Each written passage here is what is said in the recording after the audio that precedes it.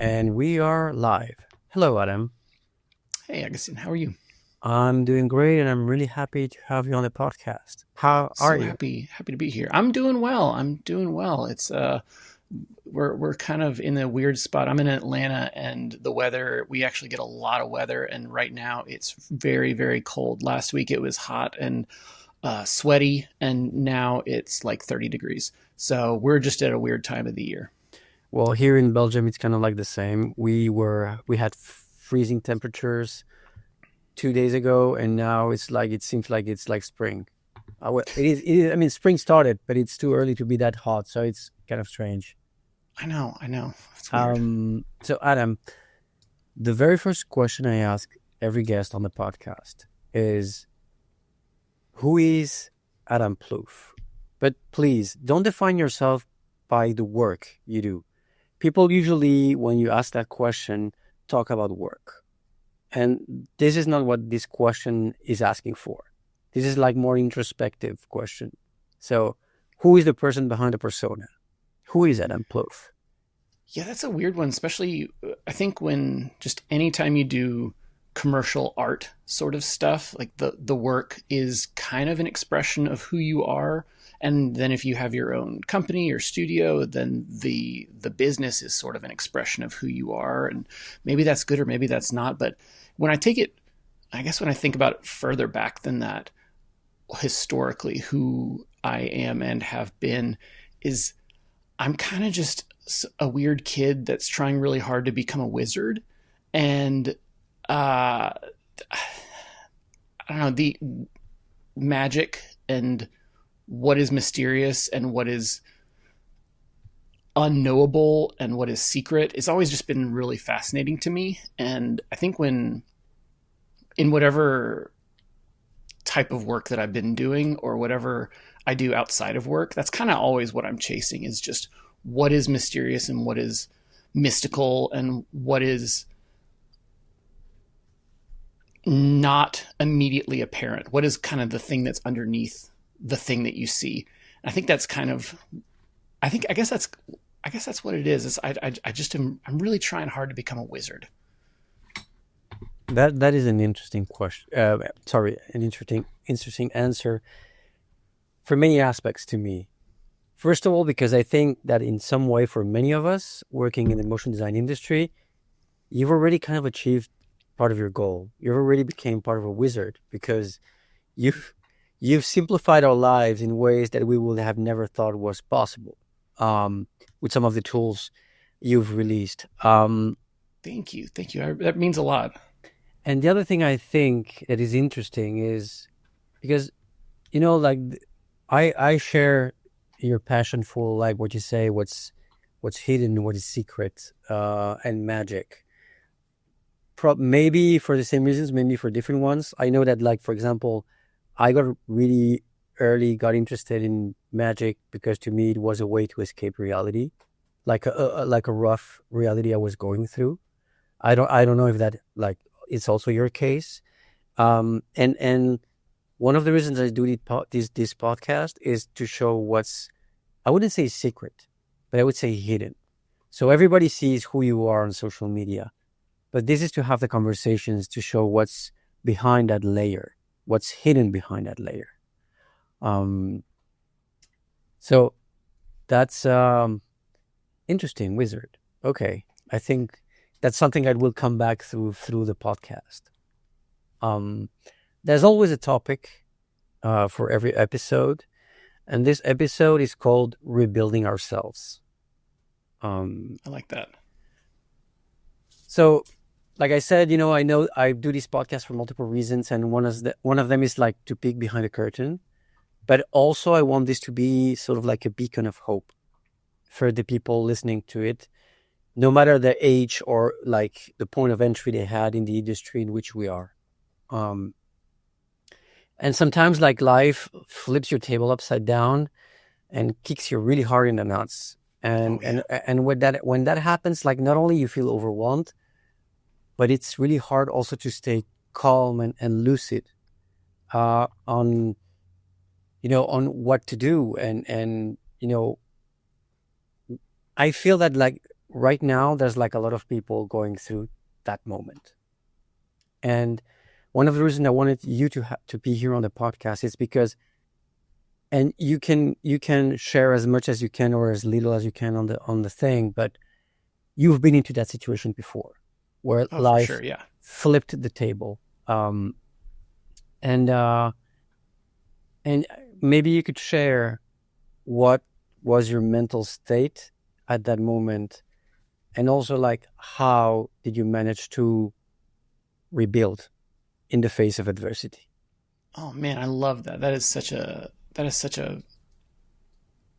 it's an easy topic to talk about because I think that you're absolutely right. And I'll give a brief overview of kind of my own history with really I guess I've never framed it like that, rebuilding yourself, but I like that a lot. That I started I started in work in broadcast, and then that pivoted into doing motion because there was nobody else in Atlanta that was really willing to do like video editing and motion design, and it didn't even need to be good.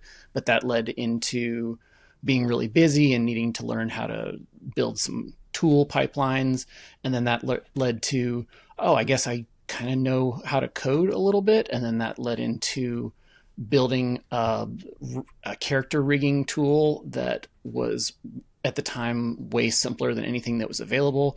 And then that led into getting a call from Google to go work with them. And at that time, we had a 2-year-old son, and we just decided, well, let's try this. I've done this client work thing. I was freelance for 7 or 8 years up until that point, and then we figured, well, let's just try this. It's a good enough time. He's young. We can try it. So we moved across the country to go work at Google. I'd never had a real job before, and then while we were there, it was weird because we left family and friends and everything that kind of was easy about life, and I'd never had a job, and I definitely hadn't been in a place where I was supposed to be like a senior designer helping lead people, and I was stuck in meetings all the time, and I didn't know how to handle that. But during all of that, my wife kind of lost the ability to walk for a little bit, and we didn't know what was happening with that.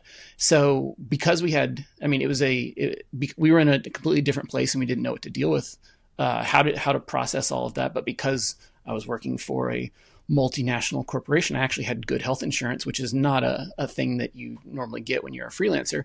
And so because of that, we were able to get a diagnosis after spinal taps or lumbar punctures, I guess is what it's really called, that lots of really, really invasive testing. We were able to figure out that she had multiple sclerosis, and the doctors weren't sure how she was still walking.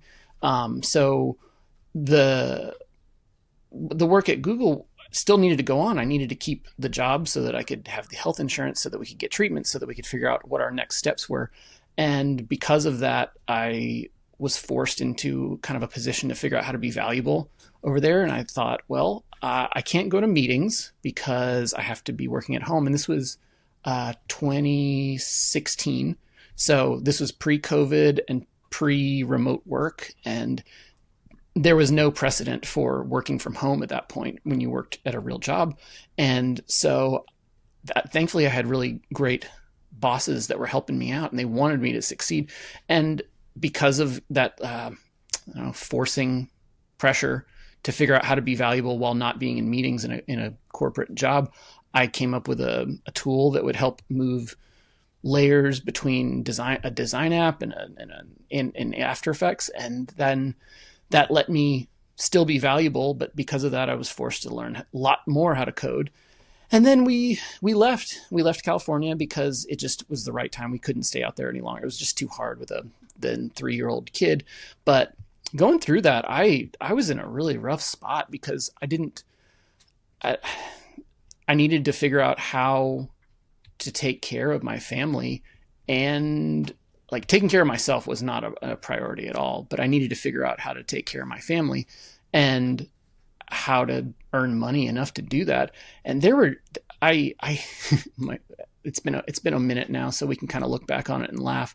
But sometimes when we look at pictures of me during that point, I look like a skeleton because I wasn't eating and I wasn't sleeping, and it's kind of gross, but I would wake up and just have like terror shits where my body just was trying to kill me because I was under so much stress, and we were trying to figure out how to move back to Atlanta, and it was a rough time. And then we got back here, and I tried finding, I looked around to see, do I get a real job again or do I go back to freelance? And I was like, I can't do the freelance thing because that was what I was doing before, was broadcast. And that was me being out of the house from like 9 a.m. to 6 p.m.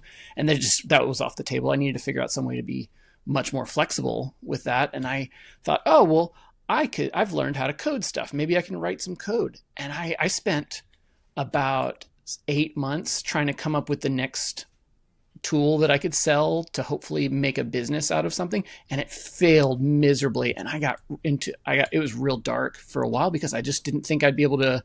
I thought maybe I kind of had I was a one hit wonder with the rubber hose thing. I was like, I need another one so that this isn't paying the bills. It's not, we just bought a house, so we got to figure out how to make this thing work.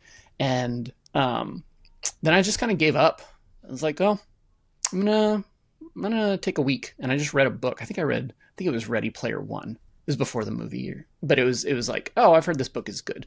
And I wasn't a big reader at the time, but I thought I got to clear my head. I just poured 6 months of my life into this tool system that I thought was going to be really cool. And it was not. I had too hard of a tunnel vision on it, thinking that it was going to revolutionize the industry. And then I stick my head up and realized, oh, that wasn't the right thing at all.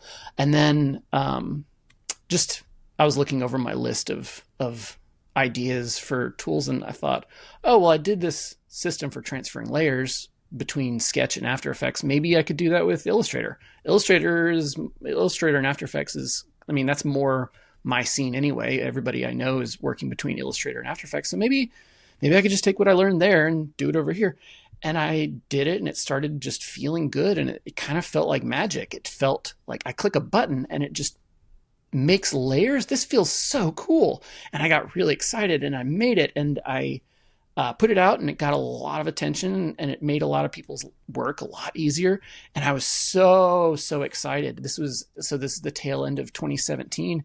And then 2018, we got a letter from our health insurance, because at the point I was paying for health insurance, and in the US it's expensive. It's expensive to have health insurance, but I was paying for it. And I got a letter that said the company was going to be terminating all health insurance plans for individuals. So we had to switch to a really, really terrible plan. We had to find any plan that we could do, because I don't know, the US is weird. Your ability to go to the doctor is kind of linked to your health insurance, and getting good health insurance is linked to having a job. So there's this sort of systemic issue where, unless you're working in an office doing some sort of a knowledge work type of thing, you're not going to be able to get a job that will give you good health insurance. And if you can't have good health insurance, you can't go to a doctor where they're actually going to test you for things.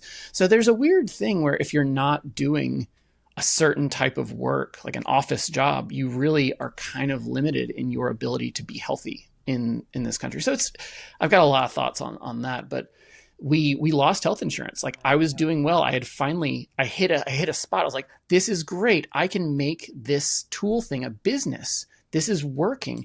But we just lost our ability to, and if we were just like young kids that were healthy and didn't need to go to the doctor or anything, that'd be fine. But at this point, my wife was, she was doing like it was an 8-hour infusion twice a year. And the bills for that, if health insurance didn't pay for it, it was going to be $150,000 just for that one treatment. So regardless of how much money you're making, if you don't have decent health insurance in this country, you can't live. So that was a big kick in the nuts on that one, because I finally had reached a point where I was able to have the flexibility that I needed to be there for my family, for my young kid, for my wife, to get her to doctor's appointments and stuff. We were in a good spot, but then just the universe pulled the rug out from under us, and we lost. Um, I was now at a spot like, well, I guess I need to find another job. Okay, and the dark places that I had been the year or two prior didn't even compare to this point, because it was like we had seen kind of a hope that we were going to be able to make a life work, and that I was going to be able to use the skills that I had built and things that I enjoyed. And we lost that. That was really hard. I went into a really, really dark spot. Like, I was just trying, it was a real depression, and I definitely should have seen somebody. I definitely should have talked to somebody, but I didn't. And that's one of those things that I've learned, that if I'm ever feeling that way again, I know that it'll be a lot quicker if I can just talk to somebody and get some of that stuff out. But there were times where I would just kind of lay in bed and just try to calm my brain down, and just I would have to tell myself, like, you are alive and you're going to be okay. And I didn't feel it. I didn't feel that way at all, but I really had to just tell myself, which is not a very fun mantra to give yourself, but you're just like, just a reminder, like, you're alive and you're going to be okay. And it was rough. It was really rough for a good bit after that. And I mean, I guess the brief aftermath of that was that my old boss at Google was able to work out a deal in 2018 to let me be remote, to be working through kind of a hiring company, but that got me health insurance. And that made it so that I could keep doing the work that I was doing at Google, and I could do the Battle Axe tool stuff on the side. And it was a much limited capacity. I would have rather done it full time, but I was able to get health insurance, and I was able to keep doing the work. And so when COVID hit, I was already set up to be remote, and it really, like, it hurt a lot of people. It made it a lot more difficult for people, but I was kind of already in it, like, this isn't so bad. We're already inside anyway. We're just working remote. I was pretty much, I didn't change a lot of my day to day for that. And then just kept on doing that. I did that for about 4 years. And now that I'm finally at a spot, I guess starting in 2022, I left Google and I'm doing Battle Axe full time now. So yeah, it's been a lot of reinventing. It's been a lot of rebuilding. It's been a lot of changing and trying to just stay focused on what is the point? What is the goal? What is the North Star of what we're trying to do? Because it's not work. It's not a specific type of work. It's just I guess a life that we're trying to live, and how do we make that happen, and what do we do? And it changes a lot from year to year, but I think I'm really pretty excited about where things are right now. You know, I always take notes when I ask these questions, and because you started sharing all of this, and thank you for sharing that. And that, like, triggers things in me, and like, some of the notes I took is that in life, sometimes you do the things you have to do because you have to. It's not a choice. It's not a choice. Like, a lot of people tell, like, yeah, but you had a choice. Like, no, sometimes you just need to do what you need to survive. Yeah, I mean, there's a lot of choices you have in life. And sometimes you can reframe it as, like, sometimes it's like, oh, well, I have to work late. Like, well, do you have to work late, or are you choosing to work late because it's easier to not upset your client and not tell them no, and not make them force them to respect your time? But there are times, but you're absolutely right. Like, it's so easy to just say there are no have tos in life, and sometimes there really are have tos. Sometimes there are no other options. Sometimes you really are forced into a position that isn't fun and maybe isn't healthy for you, and it isn't going to be something that you're going to look back and go, yeah, that was a great time. Like sometimes it's just going to be shit for a while. But you know, like what struck me is like that in these moments, I think we truly reveal what we're capable of also, because you said like now you joke about like how the pictures from those times you look like a skeleton, and but that was you pushing your body to your limits, uh to be able to do what you had to do. Um, and sometimes the path opens by itself. You don't see it at that moment because you're going through the hardship. And when you're going through it, it's hard to like pop your head out and look at the horizon, and see what's looming ahead. Um, That's true, man. That's so true. and what's also struck me like strongly is that how strong is the parallel between what you were living with the things you were trying to achieve. Because look, try to see it as a metaphor. That's how I perceived it. Is you were trying to build a tool, like a tool system, allowing to move things from one place to another to improve quality of life. See what I mean? And so, and Yeah. you were moving, and you were trying to improve also quality of life for yourself. And so I see kind of this kind of like weird spiraling parallel between what you were trying to achieve as work, but also in life. Um, and that forges you, I think also that has forged who you are today. You know? Yeah, I completely agree with that. Like you can't see any of these things looking forward because you're in them. You can't connect the dots while you're at the dots. But I think you're right that it's that in between state. It's the I don't know. I guess it's like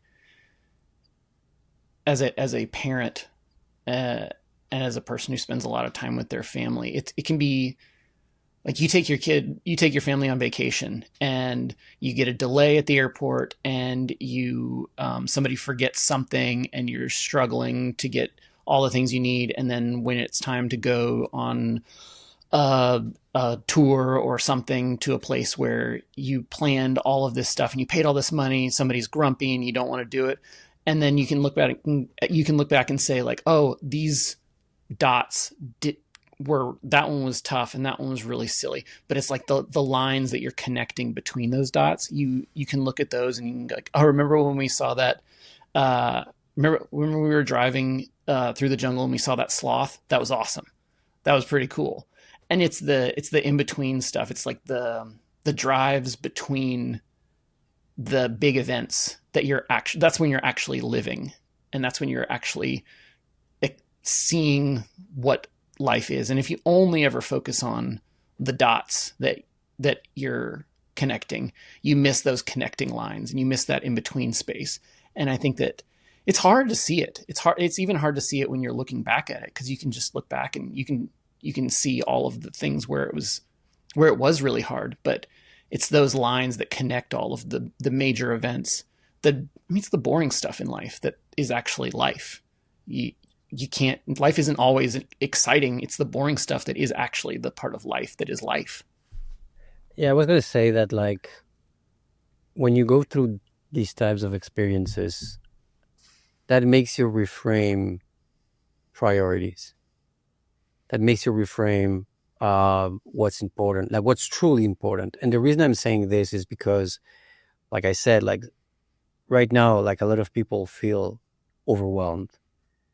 People don't have jobs. Yeah. They're facing the difficulties that you were mentioning. It's like, well, I don't have a job, then I cannot pay for this, but then I cannot pay for this. Then this triggers this other thing that like puts me in a hot seat for my health or for my family or for like the education of my kids. And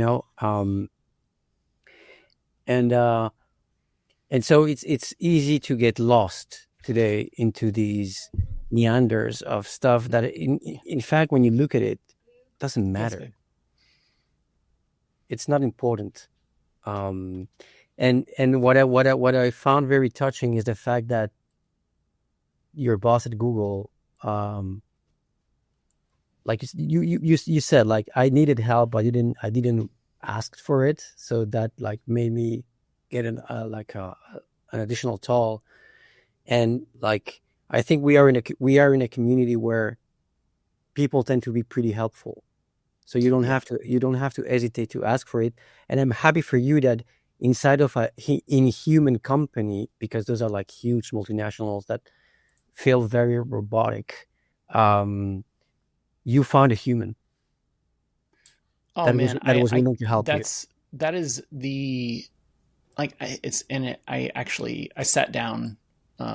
It's funny, like you mentioned that I sat down this past weekend and I wrote a letter to him, big long email that because we used to when our his name's Josh. His name's Josh Fleetwood. He's an amazing dude, and it's I mean this little side thing. Whenever we used to have a room at Google, which was this bright fluorescently lit stereo. It was very typical office floor that doesn't inspire a lot of creativity. But he was like really big on he had like five or six motion designers that worked underneath him, and he was very like this isn't this isn't good. So we called it the motion cave because it was like dark and it had like moody lighting. And the this one guy Carlos, he was always burning, or he had like essential oils, so it always like had a smell. And we had music going, and it was we were trying really hard to like maintain some sort of a non-corporate thing to it. So we called it the motion cave. And whenever people would come to talk, if they didn't know Josh, I would actually introduce him as like I said, this is Josh, he's the motion overlord. And so when I left Google the first time, he was the one who gave me permission to work on a layer transfer system for Sketch to After Effects. And that was what allowed me to keep working at Google while I was at home the first time, while we were getting medical diagnoses and stuff. So I would always introduce him as the overlord. And then when it came time to name the product that was going to be moving layers from Illustrator to After Effects, I wanted to I needed something, and the first thing that popped up, like, oh, we're moving layers over. Oh, it's like it's Overlord. It's like Josh. It's like an Overlord. And so he was the reason, like because we called him that, or I called him that at least. That was where the name came from.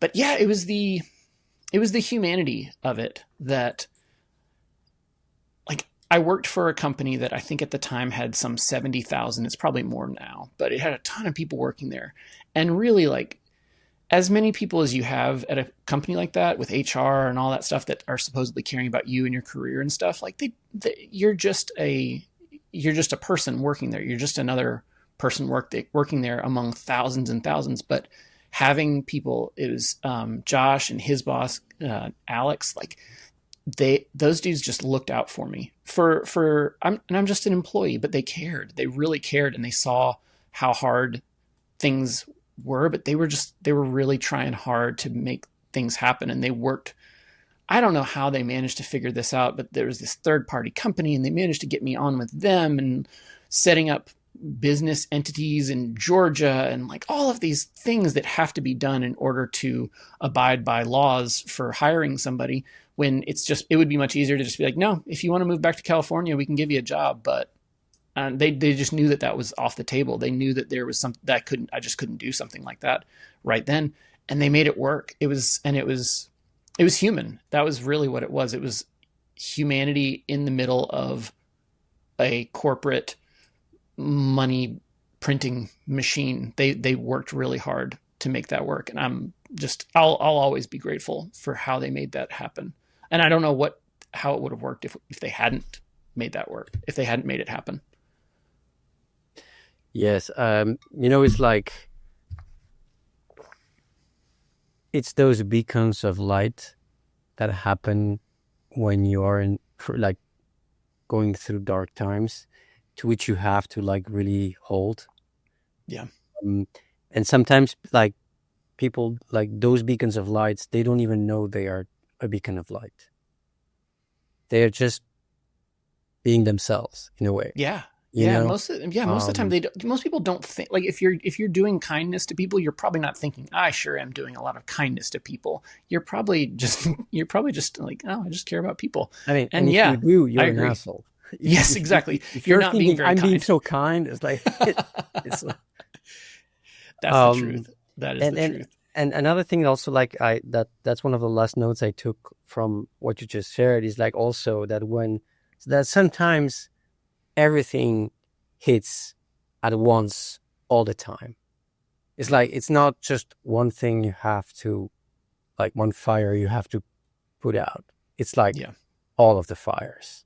Mm-hmm. Um, Yeah, and you said something too about how when you're feeling stressed, when you're feeling worried, when you're feeling unsafe in your daily life, it's really hard to be creative. It's really hard to do work that is inspired because uh, I don't know. I mean, there is that's a whole other thing where, like, if you've got a fire under your ass, that can kind of push you to do something that was like sort of superhuman. It's like the mom lifting a car to get their kid out from underneath it because you're just like, I got to do it. It doesn't matter that if it's impossible, I just have to do it. And there is that.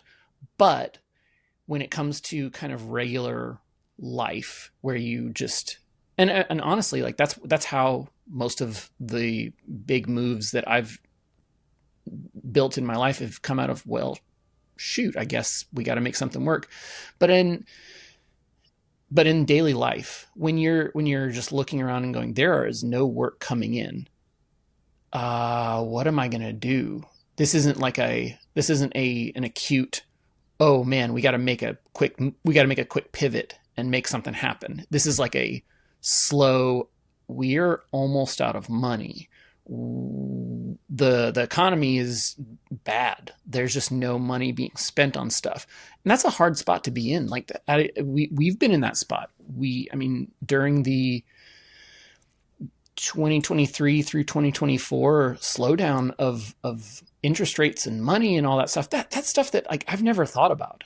I feel like I've guess been sheltered from that because the big tech that had the money, they still had the money. Like, there would be industries that would slow down, even like during COVID or early, like I started working in 2008. So, or yeah, 2008. So I mean, I'm no stranger to economic slowdowns during times where people are trying to get work done.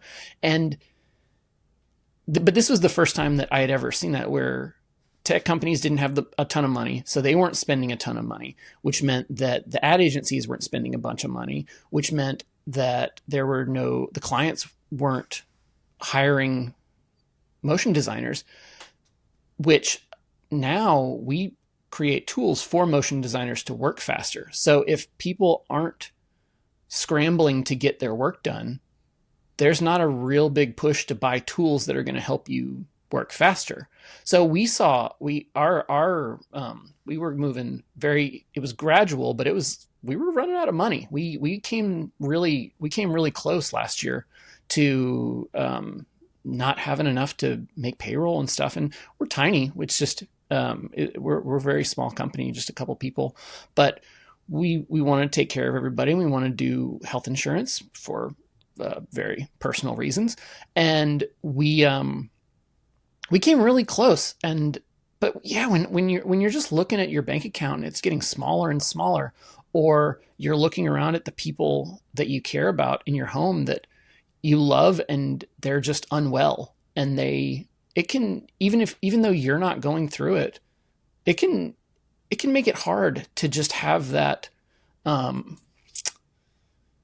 not saying creativity is always it's not that creativity is always because of positivity, but that safeness, that's like, I've got space to think, and how does this one concept connect with this other concept, and how does that visually translate to something that could be animatable or illustratable? Like, how does that, you kind of need that safety to feel okay to just go for a walk, and I just need to let my mind marinate on this idea for a minute.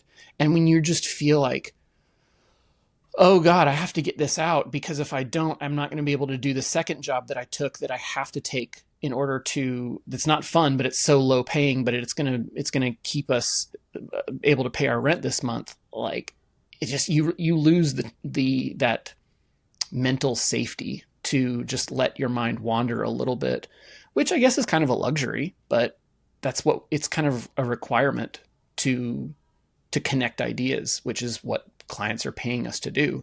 And when you don't have that, it's really, really challenging. I think you said something really interesting with saying that it's a requirement.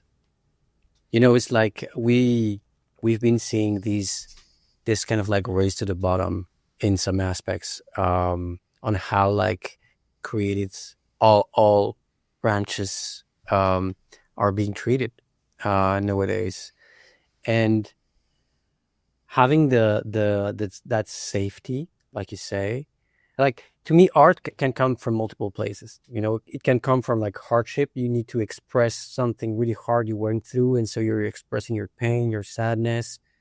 But you cannot like nurture only on that. You cannot No. live only on that feeling.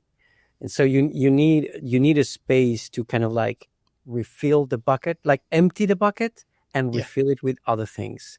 You mentioned like earlier on, like how your head was like there was too much in it. So you couldn't like fit anything else in it. And to me, like those things are connected in the way that you need to make space to put things in and then like combine those and think about, and like you said, come with new ideas and concepts and narratives and or designs or whatever you're working on, even like coding. um but you cannot be doing that with this like 30 things in the back of your head, like pushing you with urgency. And I'm really grateful that you shared like that you had like a couple of rough years. um we discussed this briefly also with Reese on the podcast, the fact that despite the fact that like everybody looks at his portfolio or his like parkour and they think that, oh, Reese is killing it. Like, well, he had a very tough financial 2022, and 2023 was very hard mentally for him, you know? And same happens with like Battle Axe. Like, people see your website, see that you're rebranded and stuff like that. Nobody will think, nobody stops to think that maybe, you're doing that not because, oh, I want to, but again, because you have to, because sales are not going well. You hired people, and that has a cost, and that maybe you're kind of like very close to bankruptcy sometimes.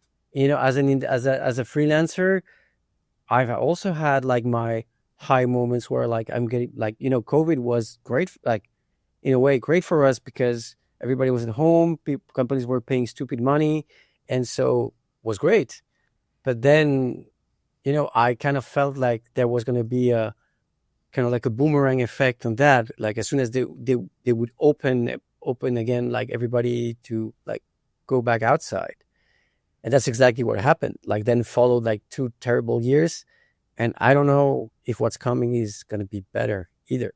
There's a lot of uncertainty um, coming in. So, Yeah, I agree with that. I think that yeah, COVID was a weird time. Like it was very hard in a lot of ways, but financially, like we did really well during that time because everybody, like you said, everybody was having to pivot towards some sort of a remote motiony animated type thing. So like we do really well, and but we also we don't live very extravagantly. Like we try to just keep it so that we try to, we've always been profitable. We don't do investing or any of that stuff. Like we're just we are, I think, probably the quintessential lifestyle business. Like we are trying to make good money so that we can slow down and take some time and just live life and just enjoy things, because that's when good ideas come. It's kind of, it has to be built into the process. Like if we're just going, there's been times where I'm just going and going and going. And whenever I do that, whenever I'm pushing myself too much, I usually get a tunnel vision of like, this is the best product idea ever. And I'd spend a lot of time on it thinking that like, well, the last one was, I've done that. Like, the last one was really great. So this one is, I'm going to put more time into it and it's going to be even better. And it rarely ever pans out.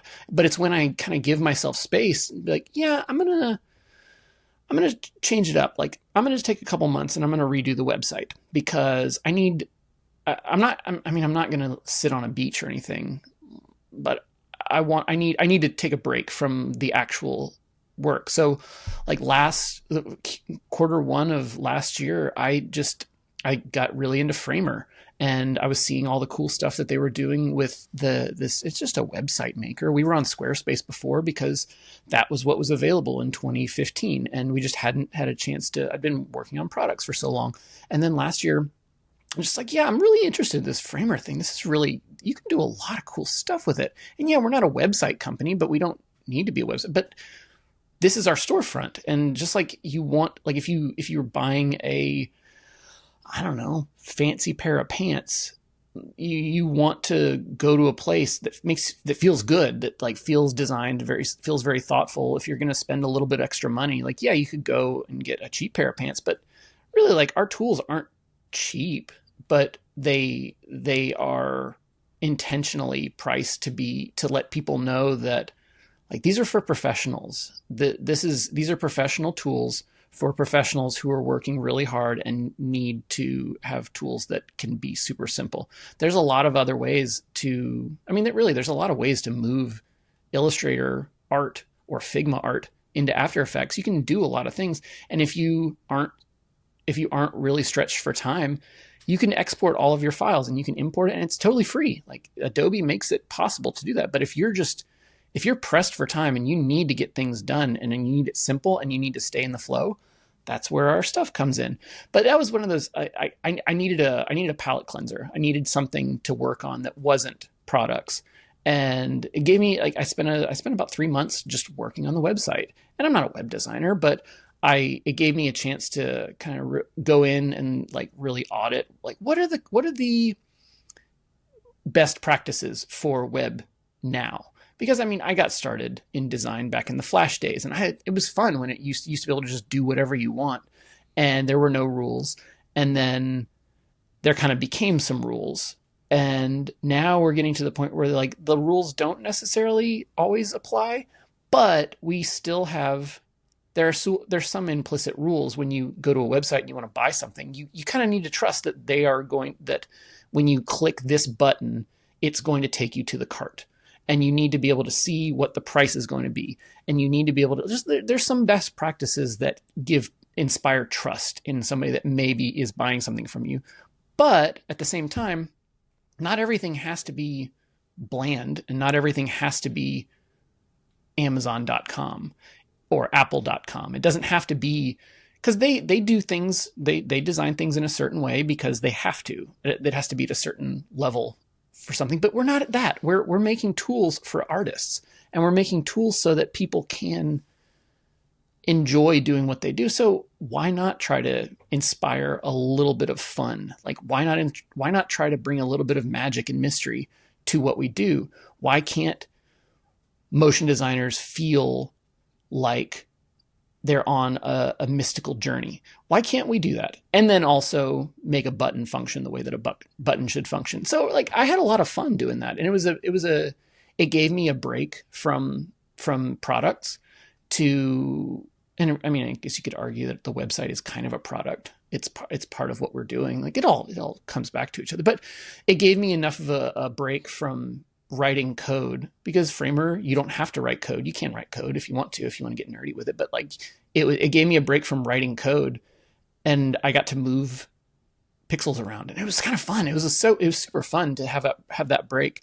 And then I came back from that. I was like, all right, I'm feeling refreshed. I'm ready to go. I'm ready to do a new product. And that was when we launched into the second Overlord. And it needed to happen. I needed that space.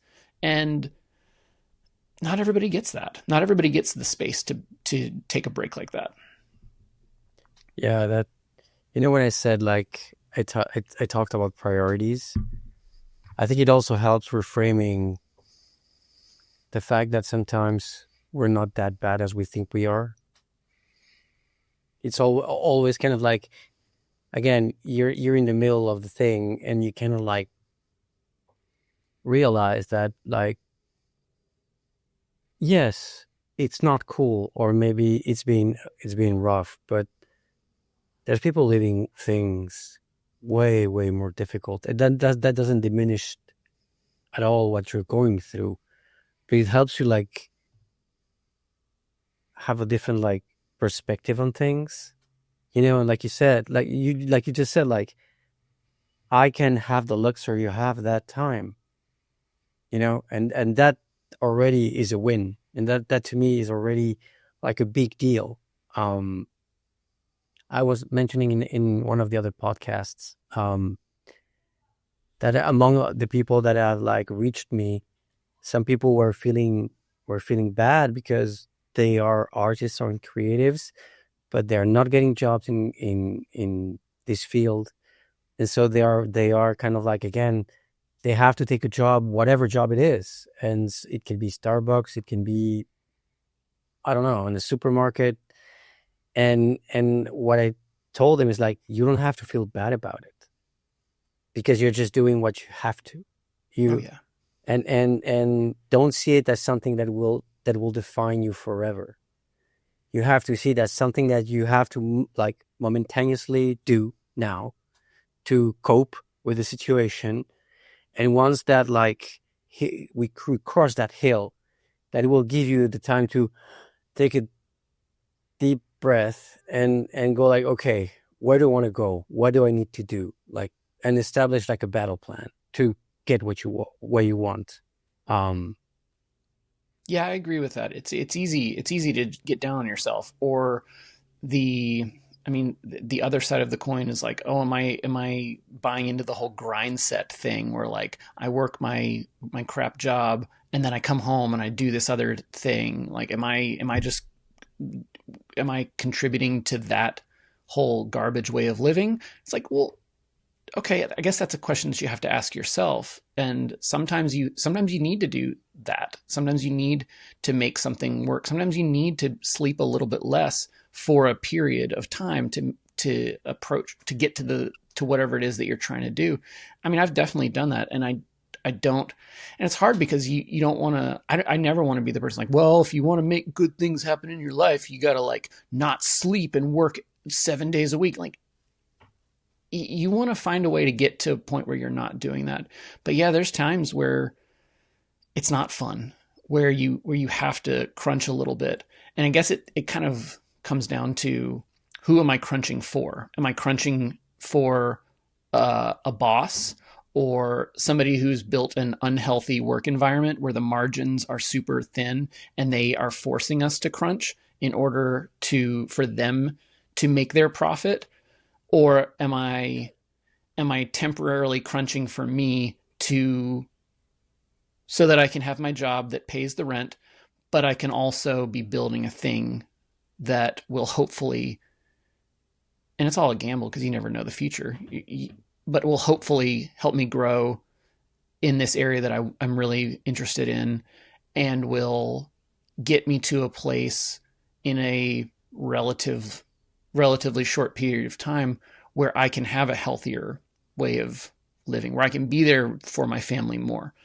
Is this something that I can sit down with my partner or other people that are in my life and say like, yeah, I think if I do this on top of my normal work, I think I'll be able to build this thing that will I can sell, and then that will actually kind of offset some of these things, and I'll be able to say no to these clients or this work in the future. I'll be able to quit this job that I don't really enjoy, and that'll buy me some time to explore freelance or working in a studio, or I'll be able to take an internship that doesn't pay very well because I have this thing on the side that is nothing. There's no such thing as passive income, but I'll have this asset that I can sell that will provide a little bit of income for us, and that'll help our family.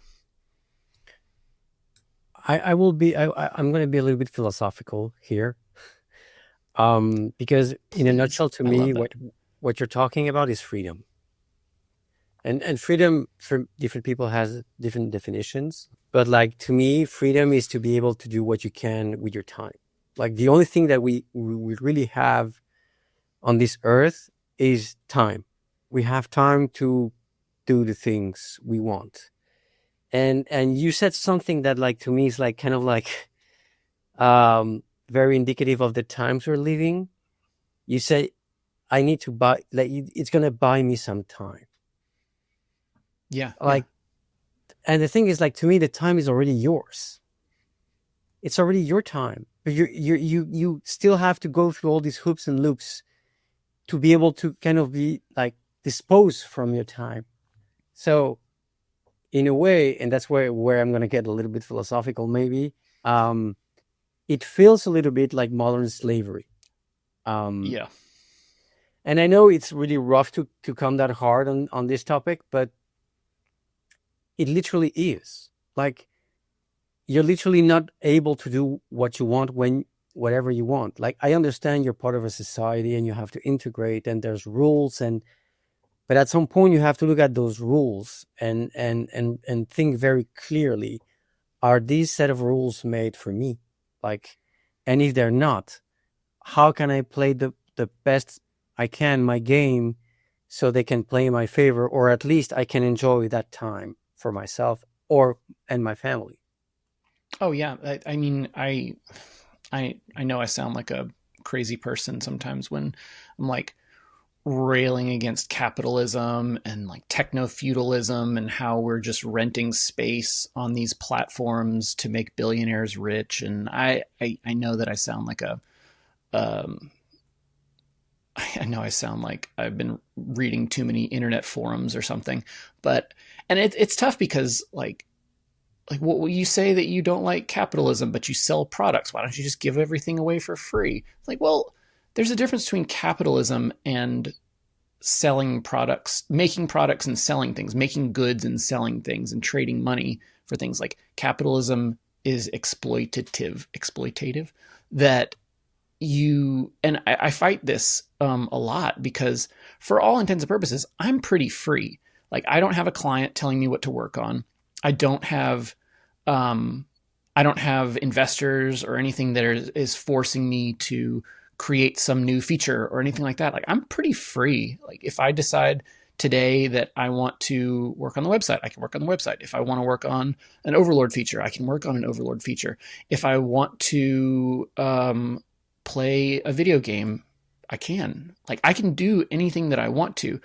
But I also have sort of internalized this like Puritan work ethic where 40 hours a week is how much I have to work hard in order to pay off this like debt of being alive to like justify my place on earth to to I don't know that like working hard. Like I think that we can all agree that like working hard is a good trait to do, but sometimes it's easy to just say like that working hard is what gives the struggle is what the value is. But really like I'm realizing now I'm 40 and I'm realizing that the areas of work that come the easiest to me are actually the areas that I'm the best at. Like for a long time, like I would I would struggle with the idea that something wasn't a struggle. Like if something comes easy, and I think that's where a lot of artists get into a trap because they're like, well, this is just the work that I would do for fun anyway.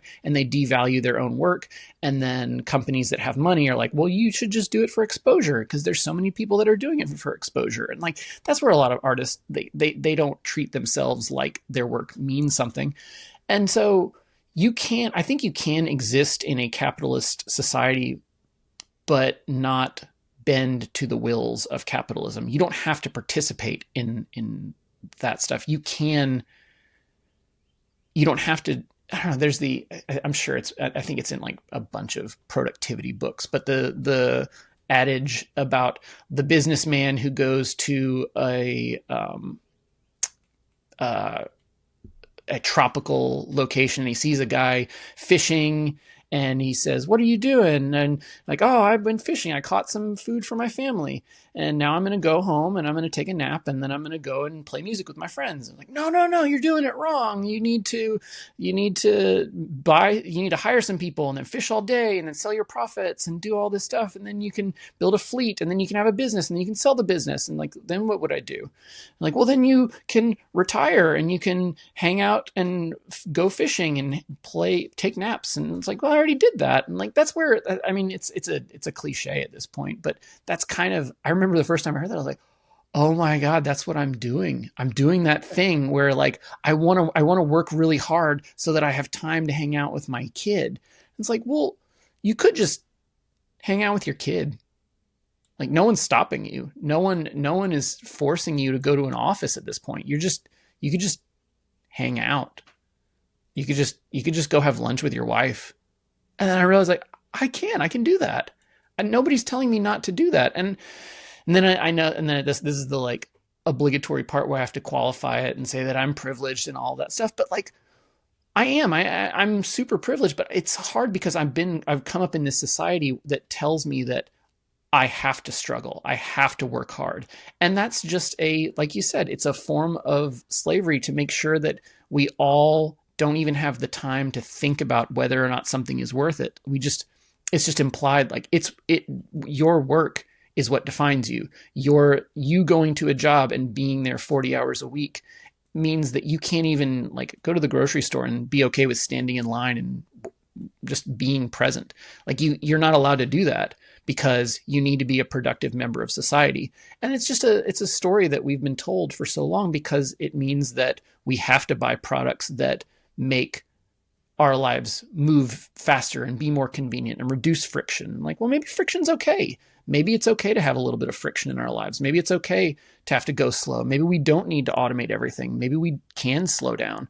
And I mean, like, that's my whole business model is like helping people smooth out some of the rough areas, but it's kind of the nuanced area. Like, I want people to not have to think about importing files so that they can spend their time, invest their time into being artful, to being thoughtful.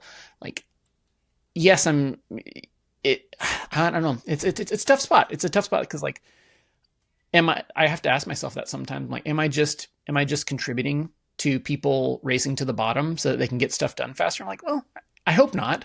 I hope that I'm contributing to people being able to have time that they didn't have before to actually think about how this concept or this story or this idea communicates something for someone, whether it's a client or whether it's for their own project. I don't know. I think it's tough. It's a tough spot because we are a part of a capitalist society, but we have to kind of intentionally opt out. It's like emails. Like, it's like we got opted into all this email to begin with, and our inbox is full every single day. And we just have to, like, well, it's just hard. It's hard to find the opt out button. It's hard to find the unsubscribe button, but it's there. We can opt out. And it's not an all or nothing thing. It doesn't have to be like, I am completely free of capitalism. Like, no, we live in it. It's like a fish in water. You don't notice it because you've just been there the whole time, but you can opt out in small ways, and you can find freedom in small ways, but it's got to be, it is intentional, and that's tough. It's really tough. Yeah, we always pay our tribute to the altar of social pressure, how I call it. Oh, I love Is that. the Yeah. fact that is the fact that, like you said, you can be with your family, and nobody's going to tell you can't.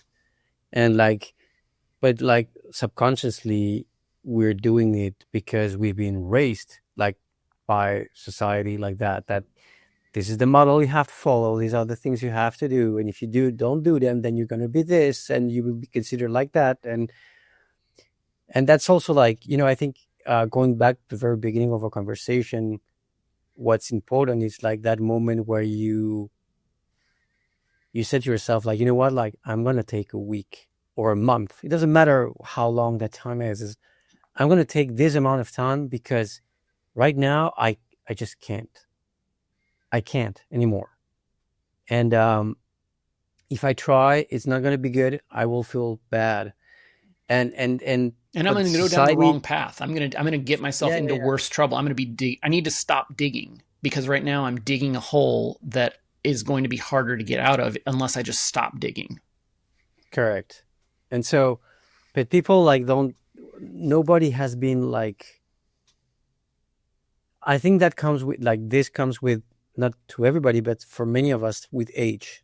You know, it's like at some point you kind of like stop, you look back and you go like, okay, like all of that, like all of this is okay, but all of that, like, what the fuck, what was I doing? Yeah. Like, and then you analyze like what you were doing, and you're like, why I was like being so stupid, like following these things when in fact, like that was clearly against me or whatever. And I think it's again, like for the people listening to this, is it's important to know that like take the time, like go slow, reflect, pick a path, and in a certain way, if you really feel something with your guts, like don't give a shit about like what other people opinions might be. Like this podcast is the most unpopular format ever on YouTube. It's more than an hour long, slow, long conversations. I don't do big fonts and like spooky faces. Like the algorithm probably hates me, but I don't give a fuck. Like, this is the thing I trust in because I don't want to do like another 5 second supercut, ultra slim, whatever trash thing. You know what I mean? And is this gonna work later on the thing? I don't know. But at least I'm doing something that's meaningful to me and feeds me, and not the machine. You know? Like Um, what would happen if you got successful doing something that you hate? Like that would be the worst. That's like worse than not becoming successful at all because then you're just stuck. It's like you're like a band that had one hit that they absolutely despise, but because that's their one hit, they have to play that every show. And you just grinning through your teeth trying to like get through the song, and then people are probably going to leave afterwards because you're not doing the thing that they came there for you. Like that sounds awful. That is a nightmare. yeah, because we value like some things that like other people might tell you. I've heard people like saying literally, I'd rather be crying in a Mercedes, like in a luxury car, than like than be happy in a slum or something like that. I don't remember exactly what was the wording of the thing, and I was like literally I replied like, that's pretty fucked up. That's Like dark. that's really that's a dark place you are in right now because like you rather be miserable but like I would say rich in a way, Yeah. um than like so is the material is it's in the end for you more important that like your own self. And I don't know, it felt so weird. um but like to be like I'm gonna fluctuate on something a little bit more lighthearted Yeah. just to like break a little bit from all the doom and Yeah. gloom we've been Yeah. talking. um It's like I'm happy to see that you have long hair again because as a metalhead myself, I was like, why did he trim his hair? So why? That's a good. Everybody Oh wants man, to know. that's a great question. Yeah, I have had long hair multiple times throughout my thing. I had long hair. Then my kid was born, and then he kept stepping on it because like we'd be playing on the floor, and he would step on it. So I was like, this isn't going to work. So I shaved my head, and then I was like, I miss having long hair. And then I grew my hair out, and then I don't know. There was a thing. My Ash, my wife and I talk about it sometimes. She's like, you go through periods where you decide to cut your hair, and I don't know. I'm always kind of like, what's he going through right now? But actually, it was a this is silly. We were I dragged her to see the band Holy Fawn, which is one of my favorite bands. and they were playing with Thrice, which is one of her favorite bands. And like we grew up going to like emo and hardcore shows and seeing Thrice. I can't tell you how many times we've seen Thrice, but they were playing together, and so I was able to drag my wife to see it. She didn't care for Holy Fawn, and she was just like, I get it now. I get why you like this band. But the singer, he just had like long hair, and he's probably like 25. He's a tiny baby, but I saw it and I was like, and I leaned over to her in between the song. I was like, yes, I got an idea. She's like, you want to grow your hair out again, don't you?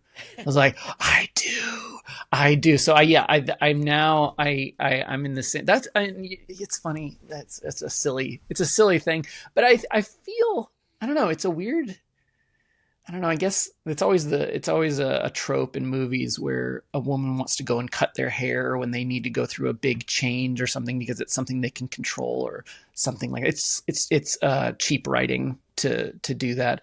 But I felt the same way. I was like, I'm entering a new phase of things, and I kind of I need to return. I need a bit of a return to where this whole thing started, it's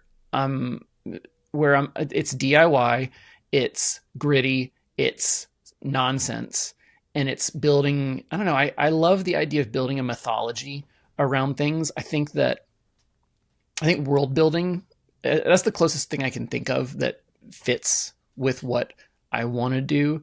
But I think I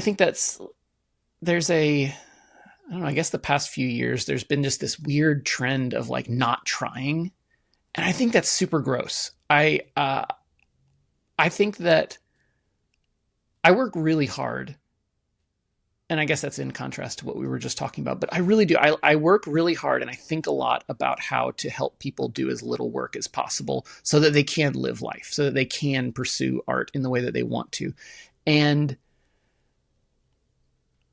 I think that this work, like whether it's just motion design, whether it's just making explainer videos, making ads for people to scroll past, like people who do this do it because they like doing it. They're not doing it because they have to. They're doing it because it's fun. They're doing it because they get to explore and they get to tell silly stories, even if it's just an ad to scroll through.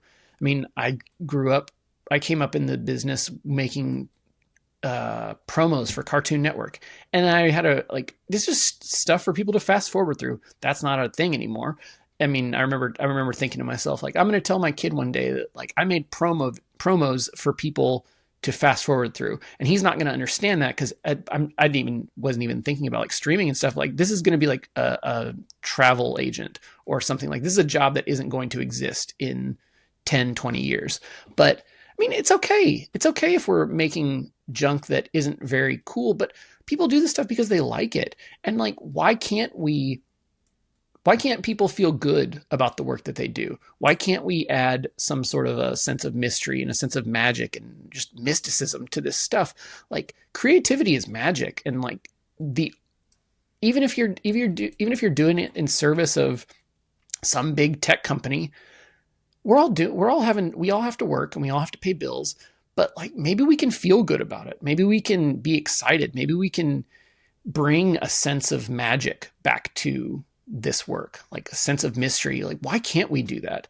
And that was, I think, that was kind of why I started this company in the first place.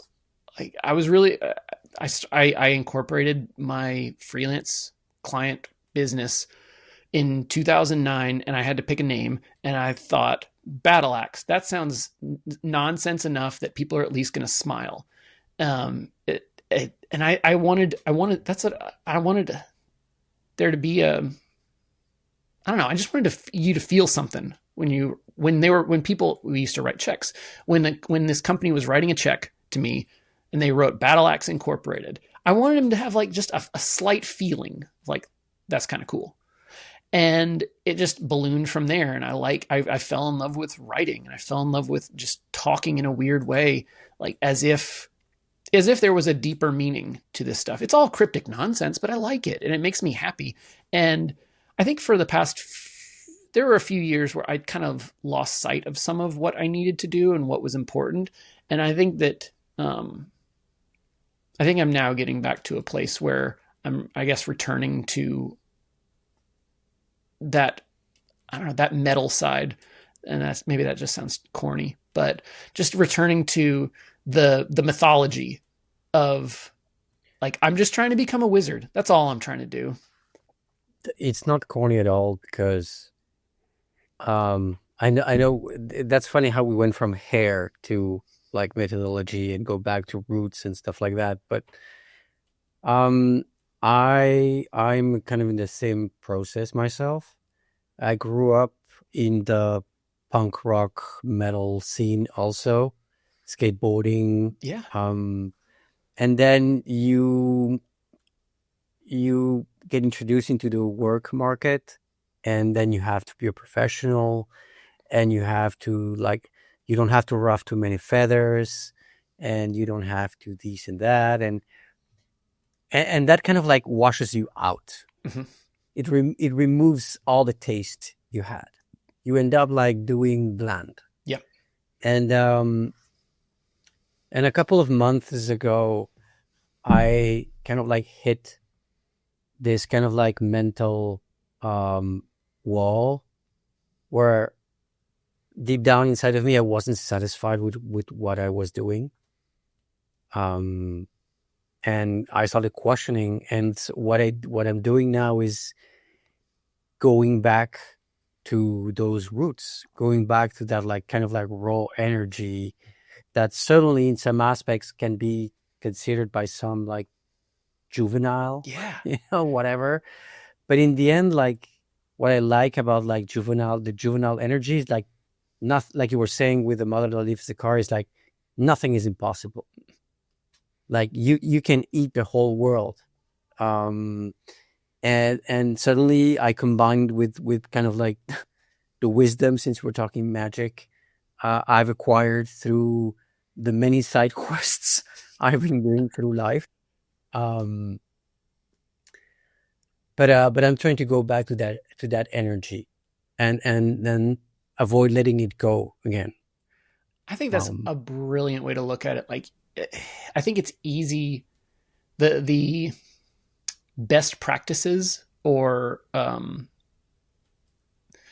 whatever society has deemed like this is how you do things, like it's all broken. Like when I grew up in the 90s, like it was like you go to school and you get a good job, and then you work until 65 and then you retire. And none of that stuff really applies anymore. Like it's the gone. way that all of the traditional way, and somewhere in there, like you buy a house and you have kids, and like all of that, like most people aren't able to buy a house. Most people aren't able to have kids or want to have kids. Like society has sold us this idea that like this is the pathway that you do this thing. And really, and we're going down this road of like side quests and video games because I really like that stuff. I'm in the middle of playing Sekiro right now, and that game is hard. That game is so hard. I thought I could do pretty good with it because I was pretty good at Elden Ring, but no, Sekiro is a whole other thing. Um, when you go with like best practices, you're just speed running the game. You're just hitting the main story beats. But the fun part about these games is the side quests. The fun part about it is leveling up your character. The fun part about it is getting goofy costumes and weird weapons and finding materials to make your weapons even better. Not because you need it to beat the boss or to get to the end of the game and finish the game. It's because it's worth doing. It's worth having fun doing it. And I think that society tells us like these best practices are the best practices that have worked. They're the average. Like if you do these things, you'll have a decently okay life. And I don't think that's necessarily the case anymore. But also, even if it is, like all you're ever going to get out of it is average results. All you're ever going to get is like, oh, if you're lucky, you'll be able to retire at 65 or however old. But is that really like what life is about? Is that really why we became artists in the first place? Is that really why we decided that being creative for a living was going to what was that was going to give us? We did it because it was fun. We were into punk and metal and emo and all this weird music because it's fun and because it said something about us, and it said we got to write band names on our shoes, and people could see them and go, oh man, I know what you're about because I love that band too. And having that level of taste, like whether it was good taste or bad taste, you at least could like, oh, I get where you're at. Like to this day, I see people. If I see somebody with a "Me Without You" shirt on, I'm like, you are somebody that we could hang out because I know what you're about from having the thousands of hours that I've listened to that band. I know what you are about as a person because you are in 2025 wearing a band shirt of a band that doesn't exist anymore. And that's like, I think that says something. And I think that's all we have really, like our level of taste and our level of personality and our level of individuality. Like an algorithm wants to just create an average of who society is, but we don't live in an algorithm. We live in real life, and we get to express ourselves. And I fear for younger generations who might potentially be losing that.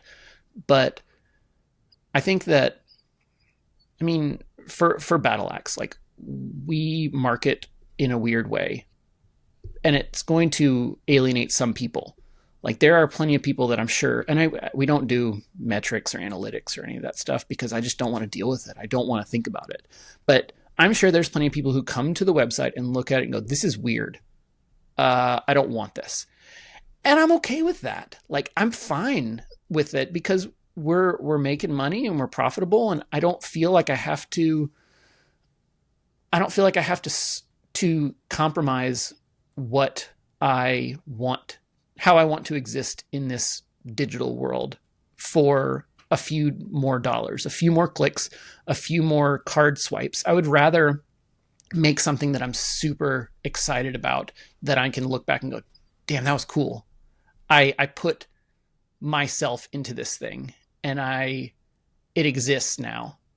And I'm really happy with that. And that's what I want. That's what I want to be in. Like I make plugins for a living, which it sounds kind of dry. I write code to make plugins, but I don't know. This is my art. Like this is my life's work for right now, that I get to put myself into this thing, and I like it. Look, Adam, first of all, I will tell you something. If I have to explain to my mother what you do, I will tell her that you do websites. Yeah, because if I say plugins, she will go, plug what? And she will think I'm talking about sex toys. So like, no. So no, it's going to be websites. Okay. That's the first thing I wanted to say. But like, what? No, but no, joke aside, what I think is really important about what you're saying is like, you're talking about the why. Yeah. Is why we're doing this. And the thing is, I think it's pretty interesting that you don't look at metrics, because, and going back to your story about the fishing guy and the other guy that comes like, you should sell the fish and buy a boat and blah, blah, blah. So this is exactly the same thing. It's like at some point, if you start caring too much about the metrics and the money, then the why is not anymore, I like doing this or it's fun. It becomes, I want to make more money. Yeah. And that becomes the why. And then at some point you look back and you go like, whoa, I mean, this went so fast. Like, what am I doing now? And I think that's a question we should ask ourselves, like, often. It's like, why am I doing this? Yeah. Why am I taking this decision? And that's something. That's a conversation I've had with my daughter. It's like, you know, when she's 12, like she hasn't gone through like cornerstone, like existential questions yet. But like recently, she had to make a choice for school. It was an important one, and it would affect like her studies. And so I explained to her like why I thought that this path would be better for her. In the end, she would have picked whatever she wanted, and it would have been great. You know, I would have been happy and proud. But I was trying to instill in her that idea of like, you should ask yourself why because she made another choice first. And the very reason why she had done that choice is because, well, her teacher, which she really likes, the science teacher, gave a speech, and that got her inspired. And so she was like, oh, I'm going to make science. But then when we started digging, like why she was taking the decision, she realized that she was making the decision solely because she liked that teacher in that speech, not because the path then was going to be what she wanted to do. Oh yeah. And when she started looking at it from that perspective, she was like, "Oh yeah, no, then you know what? I'm going to pick that one because that I think is going to be better for me and this and that." And I really like it. It seems to be like more fun. And like I know I'm kind of like building like an example with my daughter here, but I think this applies to pretty much everything forward. Is like, okay, I'm applying to this job. Why? Mhm. Well, it can be I need money. Yeah. Now I fucking need money. That's Then a like, valid okay, that's a why. reason. That's a very, very valid why. But then it's like, again, why am I doing this? I want to be famous? Like I want like to be a famous YouTuber? Like I said, like that's really not the why I'm doing this. There's no chance that's Yeah. gonna happen ever. And if you Uh, ask that why, then you come up with the answer like I want to be a famous YouTuber, then you go a little like, well, why? Like, well, it's either like I want money or I want notoriety or I want to be noticed and I want that to leverage me into something else. And then and that's and valid. that's That's valid. also That's valid. totally valid too. Like, but if you're honest about it, then you can go, okay, well, that's my goal. So what I'm going to do is I'm going to do the goofy face thumbnails and I'm going to play the game because that's the game that I want to be. That's the mountain I want to be climbing. So I'm gonna take the path that I know will get me to that. But you've been clear enough about what it is that your why in the whole thing, and it gives you the freedom to make different choices, to try different things, to do it a different way, and you can feed the why that you really feel, and that's really cool. I 100% agree. And to start like slowly landing the plane, because I think we could go for Yeah, I hours, think so too. to be honest. Um, I have two more questions, and this question is like kind of like, where's your head right now? Where's your head at currently? That's a good question. Again, Yeah. this is not work. It can be work, but it can be totally different from work. It's a very open-ended question. Yeah, that's it. I mean, I've been really introspective lately. I've been thinking a lot about what am I doing with work and what am I doing with life? How do they overlap? How are they separate? How how do I how do I differentiate between them? Do I differentiate between them? What do I want to where do I what do I want to be doing in 10 years? What do I not want to be doing in 10 years? And I'm in this place now where I'm realizing that it's a lot easier for me to list off the things that I don't want than it is for me to list off the things that I do want. Because whenever, like, if I pick, like, I want to earn this much money and I want to live in this place and I want to be making this thing, that creates like this really small circle of success. And if I'm close, but I'm just a little bit outside of that, well, then I'm already a failure. So I kind of have started taking this attitude of like, what don't I want? Like, I don't want to be over in this area. I don't want to work this many hours. I don't want to be stressed for money. I don't want to feel pressure to release things on a schedule because when I do that, I feel like I'm not doing my best work. I don't want to. Um, and then I can once I kind of figure out what I don't want, I'm able to more clearly go. Okay, well then I do want to be more maybe sometimes it's a little bit more nebulous. Like I want the freedom to explore some new thing that maybe won't make money, and that's okay. Like I just stumbled onto this. When I fold laundry, I watch YouTube videos, and I stumbled onto this thing, and it's not new. It's what it's called Pico 8.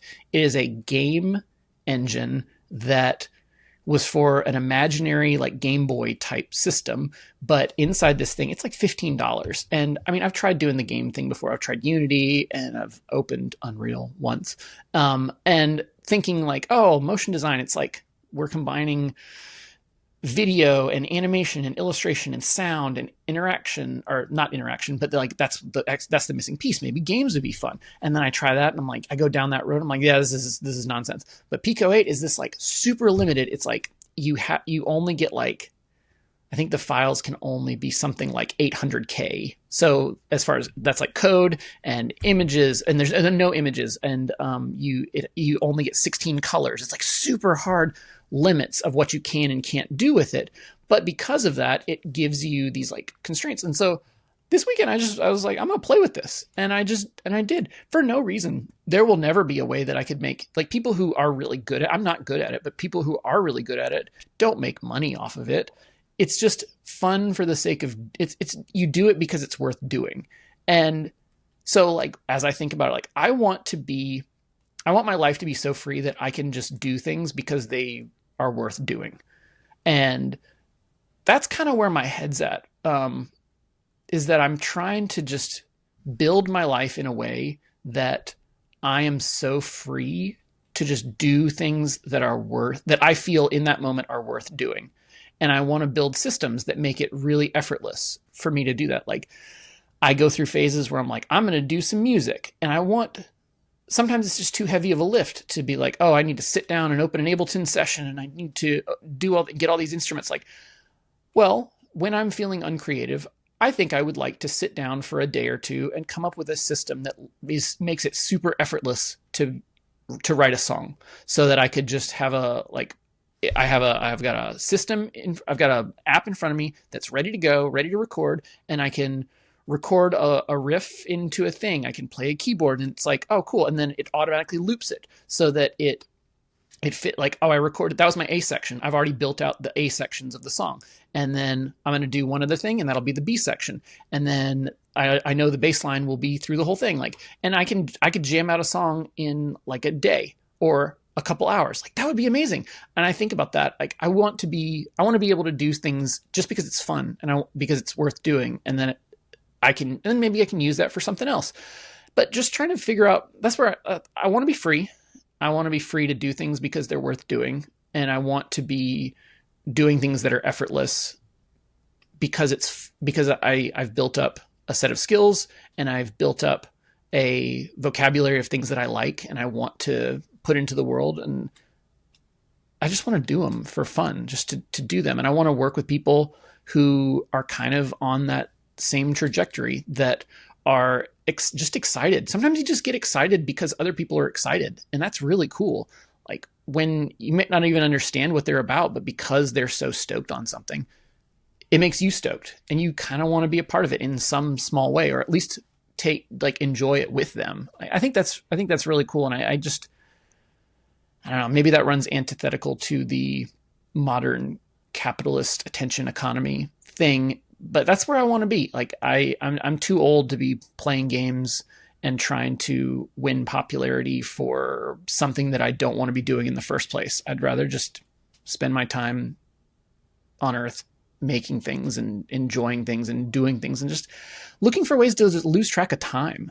And I think that's like all the really, like whenever I'm losing track of time, that's when I'm kind of in my happy spot, whether it's playing a game with my kid or sitting with my wife. Like we just got back from a trip where we were in Costa Rica, and we were just waking up at like 4:30 in the morning because of time change, and it was weird, but like because we were just stoked to be outside and look at stars and watch the sun come up and listen to the birds.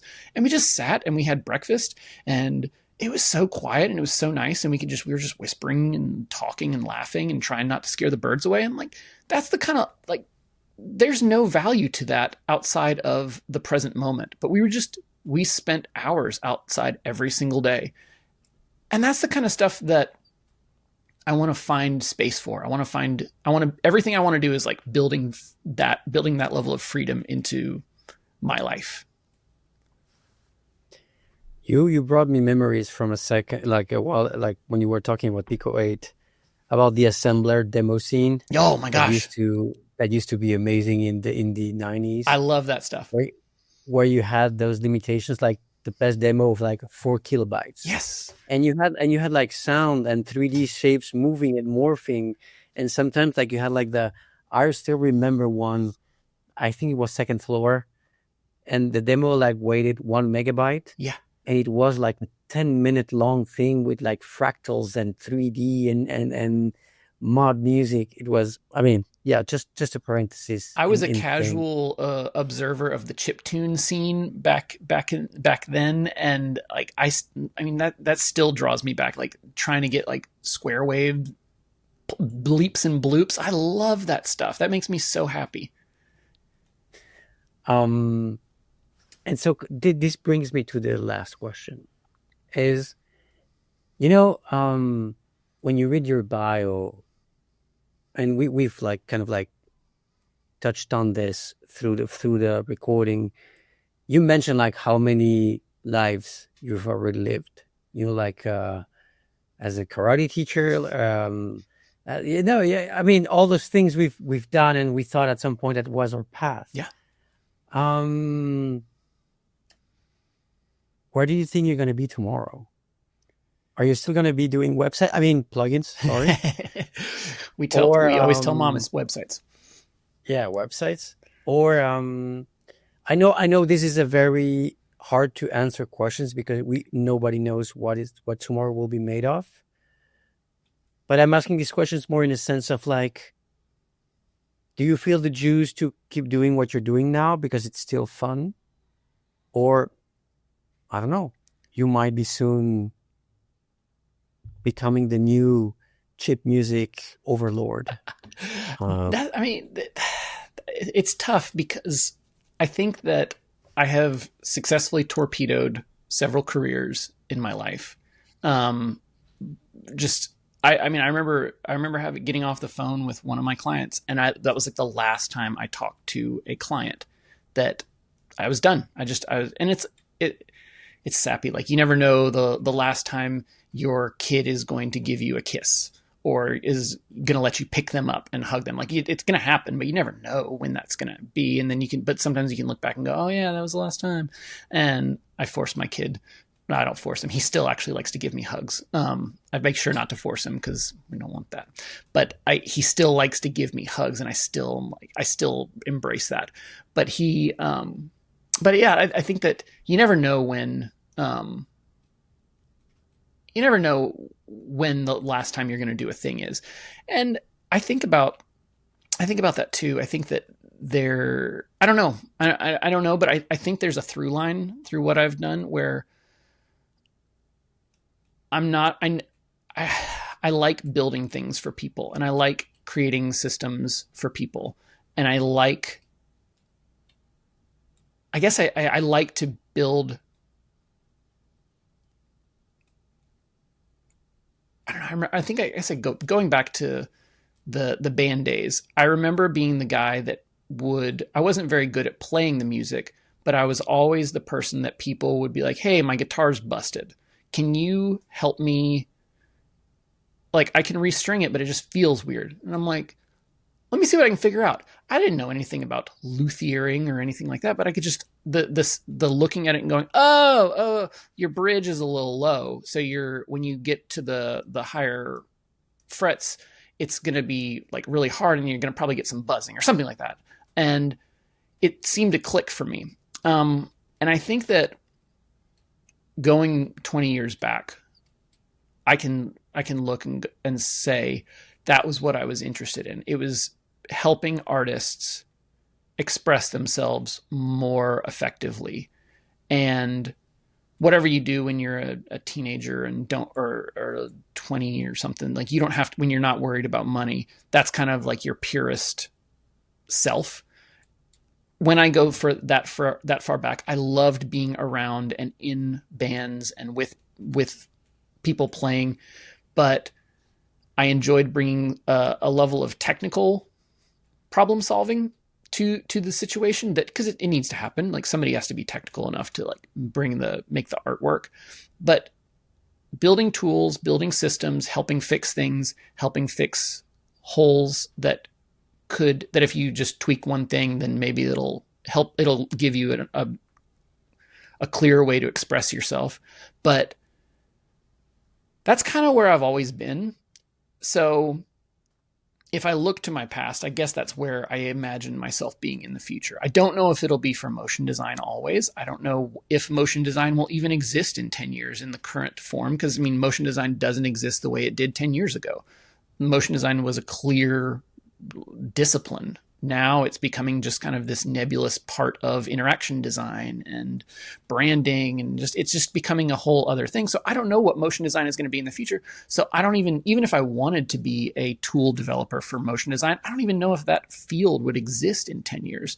But if my past has shown me anything, it's that I have an affinity for working with artists and helping build systems and helping clean up systems and express themselves. Try to find the wonder in helping artists solve as many problems as they can to make their lives more expressive, because I guess that's been the way that I've found my most expressive way of being, is thinking about systems, thinking about tools for artists. And I like it. I enjoy it. It's a weird, sometimes I feel like I have to qualify it. Like, what do you do for a living? Like, oh, I make animation tools for people. And they're like, oh, really? That's interesting. I'm like, yeah, I really like it. It's fun. I get to work with a lot of interesting people, and I get to solve a lot of weird problems and they ask, well, have I ever seen what you make? Like, well, all of the stuff that moves around on your phone and on TV, probably half of it at least went through one of our plugins, and they go, whoa, that's really pretty interesting. I'm like, well, it's kind of fun. So I think that's where I'll probably end up being, just trying to help artists do what they do. I think that the important teaching of this is to also show people that there's not only one way of doing things, and that what you're doing might be considered by some as technical, but is foundational for the work we do. And it doesn't have to be disregarded, because some people can be very can judge a lot. Say like, oh, but he's just a technician. Like, he's not being an artist. Well, he's being creative differently, first of all. And secondly, he's laying down the work so you can be better at what you do. And I think that is a beautiful way of closing it and wrapping this episode. So I guess I will see you soon in the valleys, chasing goblins and casting spells. Absolutely. I'm currently more of an elemental shaman, or maybe enhancement shaman. That's fantastic. So if you need some totems, just let me know. We all need some totems. We all need some support items. Alan, thank you a lot for being with me. Thank you so much for having me. It was a great talk. And see you around. Perfect. Thank you.